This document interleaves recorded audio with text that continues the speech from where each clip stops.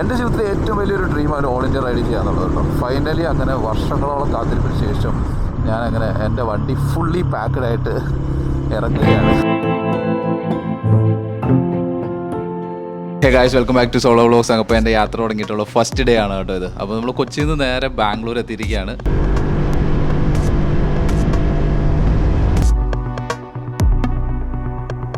ബാംഗ്ലൂർ എൻ്റെ ഒരു ഫ്രണ്ട് ഉണ്ട്, CS ആളർ എന്ന് പറഞ്ഞാൽ എല്ലാവർക്കും അറിയുണ്ടാവും. ഇന്ത്യയിൽ തന്നെ ഇത്രയധികം എക്സ്ട്രീം ലെവലിൽ ഓഫ് റോഡ് ചെയ്യുന്ന വേറെ ആരും ഇല്ലയെന്ന് എനിക്ക് തോന്നുന്നു. സോ അവന് എനിക്ക് പണ്ടോട്ടുള്ള കണക്ഷനാണ്, കണ്ണൂരിലുള്ള ആളാണ്. സോ അവനിപ്പോൾ ബാംഗ്ലൂർ ബുൾവാക്ക് എന്ന് പറഞ്ഞൊരു ഷോപ്പ് തുടങ്ങിയിട്ടുണ്ട്. സോ അവിടെയാണ് കേട്ടോ ഇന്നലെ ഞാൻ സ്റ്റേ ചെയ്തത്. അപ്പോൾ നമ്മുടെ ഓൾ ഇന്ത്യ ട്രിപ്പാണ് എൻ്റെ പ്ലാനിലുള്ളത്. സോ അതിൻ്റെ ഫസ്റ്റ് പാർട്ട് എന്ന നിലയിൽ നോർത്ത് ഈസ്റ്റ് ആണ് നമ്മൾ ഇപ്രാവശ്യം കവർ ചെയ്യാൻ പോകുന്നത്. നോർത്ത് ഈസ്റ്റ് എന്ന് പറയുമ്പോൾ നിങ്ങൾക്ക് എല്ലാവർക്കും അറിയാം, സിക്കിം, മേഘാലയ, അതുപോലെ തന്നെ നാഗാലാൻഡ്, ആസാം, അരുണാചൽ പ്രദേശ്, അങ്ങനെയുള്ള സ്ഥലങ്ങളൊക്കെ ആയിരിക്കും കൂടുതലും കവർ ചെയ്യുക. ആ ഒരു ഏരിയ ഫുള്ളി ഫോക്കസ് ചെയ്ത് മൊത്തം കവർ ചെയ്ത് ആ ഏരിയയിലുള്ള എല്ലാ കാര്യങ്ങളും കണ്ട് തിരിച്ചു വരണമെന്നാണ് ഞാൻ വിചാരിക്കുന്നത്. ഇന്നത്തെ റൈഡിനെ പറ്റി പറയുകയാണെങ്കിൽ എല്ലാവർക്കും പറ്റുന്ന പോലെ നമ്മൾ നല്ലൊരു കാര്യത്തിന് ഇറങ്ങുമ്പോൾ എന്തെങ്കിലുമൊക്കെ പ്രശ്നങ്ങൾ ഉണ്ടാവുമെന്ന് പറഞ്ഞ പോലെയായിരുന്നു എൻ്റെ വണ്ടിക്ക്. പ്രശ്നങ്ങളില്ലാത്ത ഒരു റൈഡും ഇല്ലയെന്ന് പറഞ്ഞ പോലെ നമ്മുടെ വണ്ടിക്ക് ചെറിയൊരു പണിപാളി. നമ്മുടെ വണ്ടിയുടെ റിയർ ബ്രേക്കിൻ്റെ പമ്പ് കേബിള് ലീക്കായി. സോ ഫുൾ ഓയിൽ എൻ്റെ വണ്ടിയുടെ റിമ്മിലേക്ക് കയറി കേട്ടോ. അപ്പം ഇനിയിപ്പോൾ അത് റെഡിയാക്കാനായിട്ട് ഇവിടെ പാലക്കാടുള്ള ഒരു സർവീസ് സെൻ്ററിലേക്ക് പോവാണ്. എല്ലാ യാത്രയിലും ഇതുപോലെ കുറച്ച് വള്ളികൾ സ്വാഭാവികമായതുകൊണ്ട് നമ്മുടെ ചിലപ്പോൾ നമ്മൾ പ്ലാൻ ചെയ്ത പോലെ കാര്യങ്ങൾ നടക്കണമെന്നില്ല. പിന്നെ നമ്മൾ കാര്യങ്ങൾ നടക്കുന്ന പോലെ അങ്ങ് പോവുക എന്നാണല്ലോ പറയുന്നത്. സോ നമുക്കെന്തായാലും പോയിട്ട് സർവീസ് സെൻ്ററിൽ ചെന്ന് നോക്കാം, എന്താ പറയണത് നോക്കാം. സ്റ്റാർട്ട് ചെയ്ത സമയത്ത് തന്നെ കുറേ അധികം പണി കിട്ടിയിട്ട് നമ്മുടെ എക്സ്പൾസ് എടുത്ത് ഏകദേശം ഒരു 40 കിലോമീറ്റർ കഴിഞ്ഞപ്പോൾ തന്നെ റിയർ വീലിൻ്റെ അവിടെ ഓയിൽ ലീക്ക് കണ്ട് ഞാൻ. അപ്പോൾ ഇത് എവിടെ നിന്നാണ് വരുന്നതെന്ന് എനിക്ക് മനസ്സിലായില്ല. പിന്നെ അതിൻ്റെ ടെൻഷനായിരുന്നു വണ്ടി ഓടിക്കുന്ന സമയത്ത്. വണ്ടി ഒന്ന് വാഷ് ചെയ്തു. അപ്പോൾ എവിടെ നിന്നാണ് കറക്റ്റ് ഓയിൽ ലീക്ക് വരുന്നത് അവർക്ക് ഐഡൻറ്റിഫൈ ചെയ്യാൻ പറ്റിയിട്ടുണ്ട്. അപ്പോൾ ഒരു 2 കിലോമീറ്റർ ജസ്റ്റ് ഒന്ന് റൗണ്ട് അടിച്ചിട്ട് വരാൻ പറഞ്ഞു ഓയിൽ ലീക്ക് ഐഡൻറ്റിഫൈ ചെയ്യാനായിട്ട്.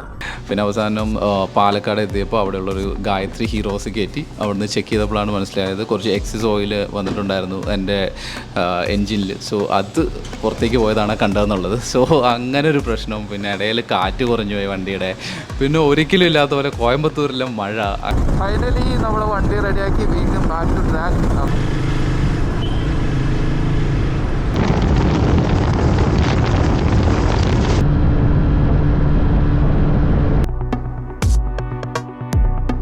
ശരിക്കും പറഞ്ഞാൽ ഭയങ്കര ഒരു മെസ് ഡേ ആയിരുന്നു. ബട്ട് സ്റ്റിൽ ആ ഒരു റൈഡ് എനിക്ക് എൻജോയ് ചെയ്യാൻ പറ്റിയെന്നുള്ളതാണ്. വരും മഴ പോകും, മഴ വരും മഴ പോകും, അങ്ങനെ ഒരു മാജിക്കലായിട്ടുള്ളൊരു ക്ലൈമറ്റിൽ കൂടിയാണ് കേട്ടോ ഞാനിപ്പോൾ പോയിക്കൊണ്ടിരിക്കുന്നത്. ഈ സൈഡിൽ മൊത്തം മഴ, ഡാർക്ക്. അപ്പുറത്തെ സൈഡിൽ ഇങ്ങനെ സൂര്യൻ ആ മേഘത്തിൻ്റെ ഇടയിൽ നിന്ന് ഇങ്ങനെ താഴേക്കും കാണുന്നുണ്ട്. അതിൽ ആ ഒരു സൈഡിലേക്ക് മഴയില്ല, ഈ ഒരു സൈഡിൽ ആക്ച്വലി ഡാർക്കാണ് കേട്ടോ. ഞാൻ പറയുകയാണെങ്കിൽ ശരിക്കും ഇവിടെ കുറച്ച് മാജിക്കൽ മൊമെൻറ്റ്സ് ആണ് എക്സ്പീരിയൻസ് ചെയ്തുകൊണ്ടിരിക്കുന്നത്. റോഡ് ട്രിപ്പിലും നമുക്ക് അൺഎക്സ്പെക്റ്റഡ് ആയിട്ടുള്ള രീതിയിൽ ക്ലൈമറ്റ്. ബാംഗ്ലൂർ ഞാൻ വിചാരിച്ചേക്കാളും നേരത്തെ എത്താനും പറ്റി. ഏകദേശം ബാംഗ്ലൂരിലേക്ക് ഏകദേശം ഒരു 420 കിലോമീറ്ററോളം ഉണ്ടായിരുന്നു. ബട്ട് 400 കിലോമീറ്റർ ഞാൻ പടപടയെന്ന് പോന്നു. പിന്നെ അവസാനത്തെ ഒരു 20 കിലോമീറ്റർ ഉണ്ടല്ലോ, എൻ്റെ പൊന്നോ, അത് ഓടിച്ചിട്ട് തീർക്കുന്നില്ല. ഈ ഒരു ട്രിപ്പിനെ പറ്റി പറയുകയാണെങ്കിൽ ഈ ഒരു ട്രിപ്പ് എനിക്ക് ഭയങ്കര അധികം സ്പെഷ്യലാണ്. കാരണം എൻ്റെ ലൈഫിൽ ഞാൻ ഏറ്റവും കൂടുതൽ ആഗ്രഹിച്ച ഒരു സംഭവമാണ് ബൈക്ക് എടുത്ത് ഇന്ത്യ മുഴുവൻ കറങ്ങുക. സോ അതിനുവേണ്ടി വെയിറ്റ് ചെയ്ത് അങ്ങനെ ഫൈനലി ഞാൻ ഇപ്പോഴാണ് എനിക്ക് സ്റ്റാർട്ട് ചെയ്യാൻ പറ്റിയെന്ന് പറയാം. കൈയൊക്കെ രണ്ട് കൂടി ഫുൾ മഴ പെയ്യാനുള്ള സ്കീമാണ് കേട്ടോ. ശരിക്കും പറയുകയാണെങ്കിൽ ഭയങ്കര ഭീകര പ്ലാനിങ്ങോ കാര്യങ്ങളോ ഒന്നും ഇല്ലാതെയാണ് ഈ ഒരു ട്രിപ്പിലേക്ക് ഇറങ്ങിയേക്കുന്നതെന്ന് പറയാം. ഇനി എത്ര ഡേയ്സ് ട്രാവൽ ചെയ്യുമെന്ന് തന്നെ എനിക്ക് ശരിക്കും പറഞ്ഞാൽ ഉറപ്പില്ല. അബ്ദുൽ കലാം പറഞ്ഞ പോലെ ഉറങ്ങാൻ പറ്റാത്ത സ്വപ്നങ്ങളുണ്ട്. അതായത് നമുക്ക് എപ്പോഴും നമ്മുടെ മനസ്സിലൂടെ ഇങ്ങനെ തിങ്ക് ചെയ്ത് വരുന്ന, അല്ലെങ്കിൽ ഇങ്ങനെ എപ്പോഴും കയറി വരുന്ന കുറേ സ്വപ്നങ്ങളുണ്ട്. സോ ഈ ഒരു സ്വപ്നങ്ങൾ നമ്മൾ ഇഗ്നോർ ചെയ്ത് കഴിഞ്ഞാൽ നമ്മൾ ലൈഫിൽ ഒരു സമയത്ത് എത്തുമ്പോൾ വളരെയധികം റിഗ്രറ്റ് ചെയ്യേണ്ടി വരും എന്നുള്ളൊരു തിരിച്ചറിവ് എനിക്കുണ്ടായി. സോ ഫൈനലി ഞാൻ ഡിസൈഡ് ചെയ്യുകയാണ് എന്ത് വന്നാലും ശരി ഇറങ്ങുക എന്നുള്ളത് കേട്ടോ. സോ അങ്ങനെയാണ് ഞാൻ ഇപ്പം നിലവിൽ ബാംഗ്ലൂരുള്ളത്. ലൈഫിൽ ചിലപ്പോൾ നമ്മൾ ആഗ്രഹിക്കുന്നൊന്നും കിട്ടണമെന്നില്ല, പക്ഷേ നമ്മുടെ ആഗ്രഹത്തിന് വേണ്ടി നമ്മൾ എഫോർട്ട് ഇടുന്നുണ്ടോ ഇല്ലയോ എന്നുള്ളതാണ് റിയൽ ക്വസ്റ്റ്യൻ. നമ്മുടെ ആഗ്രഹത്തിന് വേണ്ടി നമ്മൾ ഇറങ്ങിക്കഴിഞ്ഞ് കഴിഞ്ഞാൽ എവിടെ വരെ എത്താൻ പറ്റും എന്നുള്ളതാണ്. ചിലപ്പോൾ ഫ്ലോപ്പ് ആയേക്കാം, ചിലപ്പോൾ സക്സസ് ആയേക്കാം, മെൻ്റൽ സാറ്റിസ്ഫാക്ഷൻ കിട്ടിയേക്കാം, ചിലപ്പോൾ മെൻ്റൽ സാറ്റിസ്ഫാക്ഷൻ കിട്ടാതിരുന്നേക്കാം. But ultimate question is like അതിനുവേണ്ടി ഇറങ്ങുക എന്നുള്ളതാണ്.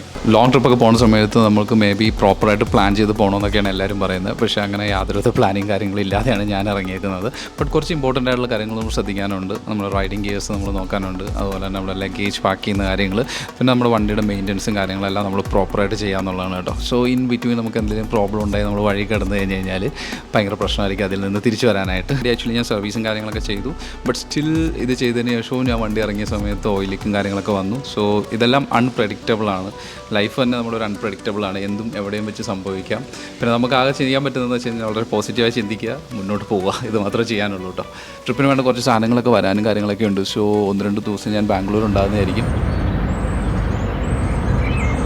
ബാംഗ്ലൂരുള്ള ഓരോ ദിവസവും വളരെ വേഗത്തിലാണ് പോയിക്കൊണ്ടിരുന്നത് കേട്ടോ. ഇതൊരു ലോങ് ട്രിപ്പ് ആയതുകൊണ്ട് തന്നെ എൻ്റെ പഴയ GPS ഡിവൈസിന് ഒരു കംപ്ലയിൻറ്റ് ഉണ്ടായിരുന്നു. സോ അതിൻ്റെ ഇടയിൽ ഞാൻ എൻ്റെ പഴയ GPS ഡിവൈസ് മാറ്റി LBC മോട്ടോൻ്റെ തന്നെ പുതിയൊരു GPS സിസ്റ്റം അപ്ഡേറ്റ് ചെയ്തു. അത് ബാംഗ്ലൂർ തന്നെയുള്ള ഒരു മോട്ടോ ഡ്രിഫ്റ്റ് എന്ന് പറഞ്ഞുള്ള ഷോപ്പിൽ വെച്ചായിരുന്നു അതിൻ്റെ വർക്ക്സും കാര്യങ്ങളെല്ലാം ചെയ്തത്. അതുപോലെ തന്നെ നമ്മുടെ ലഗേജ് സിസ്റ്റം റാഗിയർ എന്ന് പറഞ്ഞൊരു കമ്പനിയുടെ ആയിരുന്നു. ഡ്യൂറബിലിറ്റിയുടെ കാര്യത്തിൽ അത് അത്രയധികം പോരാത്തത് കൊണ്ട് റൈനോ വോക്ക് എന്ന് പറഞ്ഞ് മറ്റൊരു കമ്പനിയുടെ സാഡിൽ ബാഗ് സിസ്റ്റം ഞാൻ എൻ്റെ മോട്ടോർ സൈക്കിളിൽ ഇൻസ്റ്റാൾ ചെയ്തു കേട്ടോ. 24x48 ലിറ്ററാണ് ഇതിൻ്റെ കപ്പാസിറ്റി വരുന്നത്. അതുപോലെ തന്നെ നമ്മുടെ വണ്ടിയിൽ സാഡിൽ സ്റ്റേ പോലുള്ള വെയിറ്റോ കാര്യങ്ങളോ ഒന്നും ആഡ് ചെയ്യാതെ തന്നെ ഈ ഒരു സാഡിൽ ബാഗ്സ് വളരെ ഈസി ആയിട്ട് തന്നെ നമുക്ക് ഇൻസ്റ്റാൾ ചെയ്യാൻ പറ്റും കേട്ടോ. ഈ ഒരു സാഡിൽ ബാഗ് വെച്ചിട്ടായിരിക്കും നമ്മുടെ ഒരു എംറ്റയർ റൈഡും കാര്യങ്ങളൊക്കെ ചെയ്യാനുള്ളത്. സോ ഇത് യൂസ് ചെയ്തതിന് ശേഷം ഇത് എങ്ങനെയുണ്ടെന്നുള്ള കാര്യം കൂടെ ഞാൻ പറയുന്നതായിരിക്കും കേട്ടോ. GPSും സാഡിൽ ബാഗും തന്നു സഹായിച്ച് നമ്മുടെ LBC മോട്ടോയിലെ അസീസിനും അതുപോലെ തന്നെ എൻ്റെ GPSും ലഗേജ് സിസ്റ്റം ഇൻസ്റ്റാൾ ചെയ്യാനായിട്ട് എൻ്റെ കൂടെ ഫുൾ ഡേ സ്പെൻഡ് ചെയ്ത നമ്മുടെ ആദർശ് ബൈക്കും എത്ര നന്ദി പറഞ്ഞാലും മതിയാവില്ല കേട്ടോ. പിന്നെ ബാംഗ്ലൂരിനെ പറ്റി പറയാനുള്ളതെന്ന് പറഞ്ഞാൽ ഞാൻ അൺഎക്സ്പെക്റ്റഡ് ആയിട്ട് മീറ്റ് ചെയ്ത് ഈ ഒരു അഡ്വഞ്ചറസ് ആയിട്ടുള്ള ഫാമിലിനെ പറ്റിയാണ് കേട്ടോ. അപ്പോൾ നമ്മൾ ബാംഗ്ലൂരിലുള്ള ഒരു ഫ്രണ്ടിനെ കാണാൻ പോവാണ് കേട്ടോ. ഇന്ന് നമ്മുടെ ബാംഗ്ലൂരിൽ ഡേ 3 ആണ്. ആക്ച്വലി എനിക്ക് കുറച്ച് സാധനങ്ങൾ വരാനുണ്ട്. സോ അതുകൊണ്ട് സ്റ്റിൽ ഞാൻ ബാംഗ്ലൂർ സ്റ്റക്കാണ്. അപ്പോൾ പുള്ളിക്കാരൻ അവിടെ നിന്ന് ചെല്ലാൻ പറഞ്ഞിട്ടുണ്ട്. അപ്പോൾ നമുക്ക് അങ്ങോട്ടൊന്ന് പോയി നോക്കാം. മിസ്റ്റർ ഫ്രാൻസിസ്, അദ്ദേഹത്തിൻ്റെ വൈഫ് പാറ്റ്സി, അതുപോലെ തന്നെ അവരുടെ മോള് മേഗൻ.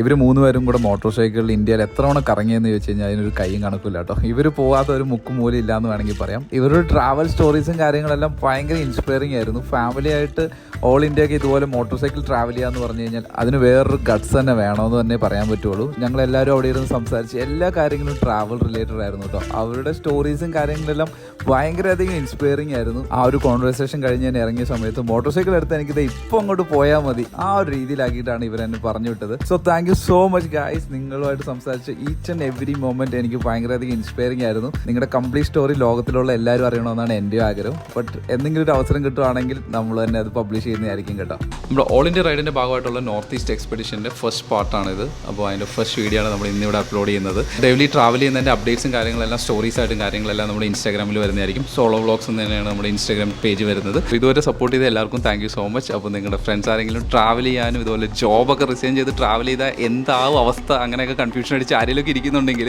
എന്നെ ഫോളോ ചെയ്യാനും കൂടെ മറക്കണ്ട. കാരണം ഈ ഒരു ട്രിപ്പ് കഴിയുമ്പോൾ ഏകദേശം ഒരു തീരുമാനമാവും. ഒന്നെങ്കിൽ ഞാൻ തിരിച്ച് വീണ്ടും ജോബിലേക്ക് പോകേണ്ടി വരും, അതല്ലെങ്കിൽ ഞാൻ എൻ്റെ ട്രാവലുമായിട്ട് ഇനിയും കണ്ടിന്യൂ ചെയ്ത് പോകും. ഇന്ത്യ മാത്രമല്ല ഈ ഒരു വേൾഡിലുള്ള എല്ലാ സ്ഥലങ്ങളും മോട്ടോർ സൈക്കിളൊക്കെ ആയിട്ട് ട്രാവൽ ചെയ്യുക എന്നുള്ളതാണ് എൻ്റെ ഒരു ഡ്രീം. ഐ ഡോണ്ട് നോ അത് നടക്കില്ല എന്നുള്ളത്. ബട്ട് അതിനുവേണ്ടി എഫോർട്ട് ഇടുക എന്നുള്ളൊരു പോയിന്റിലാണ് ഞാനിപ്പോൾ ഉള്ളത്.